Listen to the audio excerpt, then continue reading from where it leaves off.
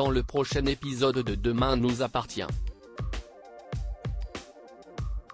Tandis que Victoire angoisse à l'idée de passer une IRM, Christelle mène l'enquête à l'hôpital. Tristan, de son côté, peine à oublier Justine, et Anna a du mal à supporter Mathieu.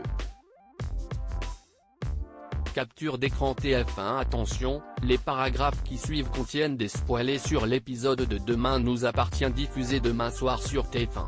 Si vous ne voulez rien savoir, passez votre chemin. Mardi 21 mai dans Demain nous appartient. Victoire passe son IRM et Christelle mène l'enquête. Victoire angoisse à l'idée de devoir passer une IRM aujourd'hui et confie à Georges qu'elle s'est plongée dans ses cours de médecine et qu'elle est quasi certaine d'avoir une tumeur cérébrale. Tous ses symptômes concordent vers ce diagnostic. Georges essaye de la rassurer et lui conseille de ne pas penser directement au pire scénario possible.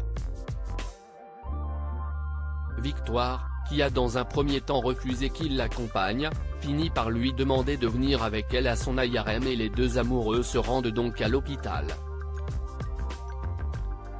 Une fois l'IRM passé, Victoire insiste auprès du docteur Donnier pour regarder avec lui image de l'examen. Donnier accepte et les deux médecins découvrent avec joie que les résultats sont bons et qu'il n'y a aucun signe de tumeur sur les images de l'IRM. Victoire est évidemment soulagée mais William souhaite lui faire passer des examens complémentaires pour découvrir la cause de ses symptômes, même si la jeune femme assure qu'elle va mieux depuis ce matin. En parallèle, Christelle fait part de ses doutes à son mari.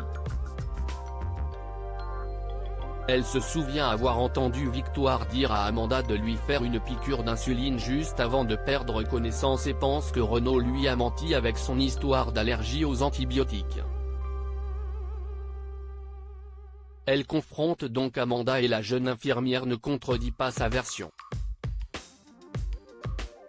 Elle ajoute cependant qu'elle doit obéir aux ordres des médecins et qu'elle ne peut rien dire de plus. Victoire, de son côté, est à nouveau prise de vertige mais fait comme si tout allait bien, notamment lorsque Leila, témoin de son état peu flamboyant, lui conseille d'aller s'allonger, persuadée qu'elle est incapable de travailler dans ces conditions. Victoire, qui a bientôt terminé sa journée, refuse et maintient qu'elle va bien.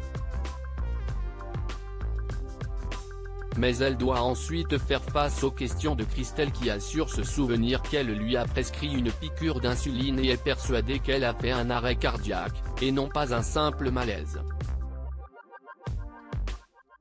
Elle menace de porter plainte contre elle et Victoire, excédée, s'emporte. Elle insulte Christelle et la pousse violemment contre un mur.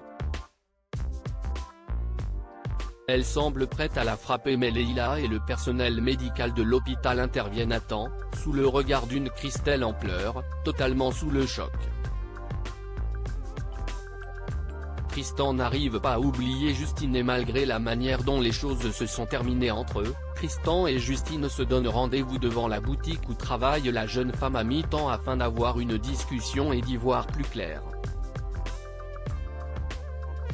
Tristan confie à Thomas et à Gwen qu'il n'est pas certain que ce soit une bonne idée, mais décide finalement de se rendre au rendez-vous car il se rend compte qu'il n'arrive pas à passer à autre chose. Cependant, en arrivant, il aperçoit Justine en pleine conversation avec Samuel, qui lui tend de l'argent. Il se fait donc évidemment des idées sur ce qu'il vient de voir, alors qu'en réalité Samuel, qui avait prévenu Justine qu'elle n'avait pas droit au conte de fées, ne faisait que laisser à la jeune escorte une partie de l'argent qu'elle lui devait, afin de consoler son petit cœur. Une fois Samuel parti, Tristan décide de le suivre et finit par l'accoster. Il lui reproche alors de profiter de Justine, ce à quoi Samuel lui répond que Justine est une grande fille et a choisi elle-même cette voie, sans s'être retrouvée prise dans un réseau ou avoir été sous l'influence d'un mec. et au final, aujourd'hui, grâce à son activité d'escorte, elle est libre et gagne mieux sa vie que certaines personnes qui travaillent 35 heures par semaine. Anna a beaucoup de mal à supporter son nouveau collègue à Info 7, Flore est emballée par les propositions de logo que lui a envoyé Mathieu, l'infographiste rencontré la veille. Elle est impressionnée par sa rapidité d'exécution et la qualité de son travail, et souhaite lui proposer de travailler pour le site en freelance, tout en lui fournissant un bureau au sein des locaux afin que cela leur revienne moins cher. Mais évidemment, Anna, qui continue de penser qu'elles n'ont pas besoin de lui, est contre cette idée.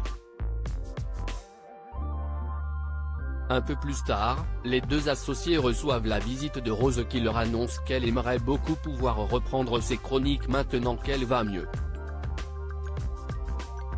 Cette fois-ci c'est Flore qui est dubitative, avançant l'argument qu'elles ne peuvent pas décevoir leurs lecteurs à chaque fois qu'elles n'est plus en mesure d'écrire et de fournir une chronique par jour. Rose lui assure alors qu'elle prend son traitement et qu'elle voit un psy régulièrement, et qu'elle ne leur fera plus faux bon. Puis ajoute qu'elle a besoin de cette stabilité pour avancer.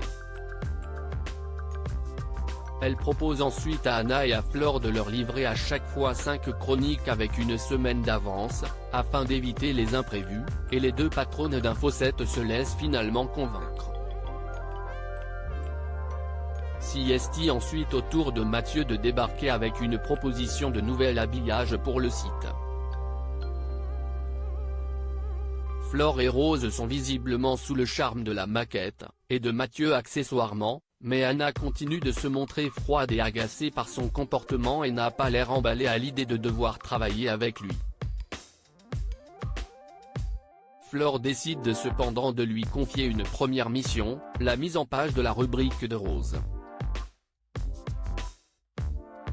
Mathieu accepte de s'y mettre dès demain et Flore lui explique qu'ils pourront discuter tarifs en fonction des retours des lecteurs du site.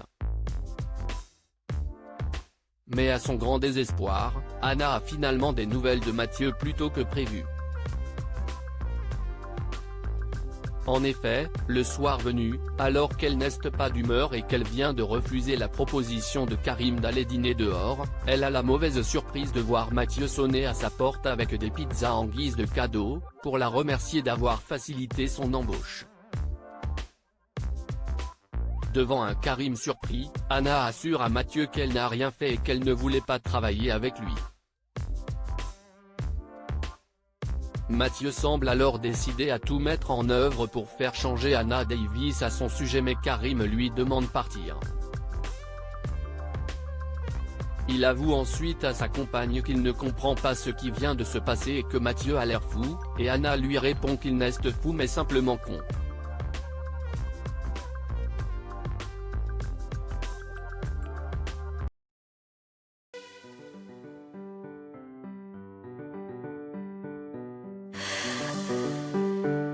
나